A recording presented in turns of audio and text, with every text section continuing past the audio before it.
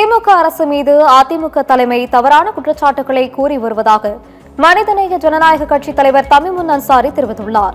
கடலூர் மாவட்டம் சிதம்பரம் தொகுதி திமுக கூட்டணி வேட்பாளர் தமிமுன் அன்சாரி சத்தியம் தொலைக்காட்சிக்கு சிறப்பு பேட்டி அளித்தார். அப்போது பேசிய அவர், பாஜகவால் அதிமுக பலவீனம் அடைந்து வருகிறது.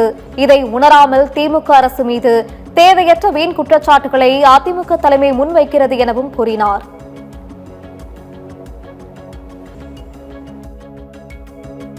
இன்றைய அதிமுக தலைமை மிகவும் பலகீனமாக இருக்கிறது. அந்த பலகீனத்தை பாஜக சாதுரியமாக பயன்படுத்தி தங்களை வளர்த்துக்கொள்ள நினைக்கிறார்கள்.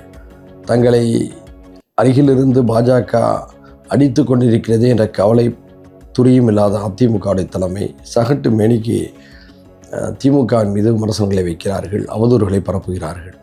விமர்சனங்களை வைப்பது தவறில்லை, ஆனால் அவதூறுகளை பரப்புவது நியாயமற்றது. குற்றச்சாட்டுகளை கூறுவதற்கு வேறு வழியில்லாத நிலையில் அதிமுகவுடைய தலைமை அவதூறு குற்றச்சாட்டுகளை சுமத்தி வெற்றி பெறலாம் என்று நினைக்கிறார்கள்.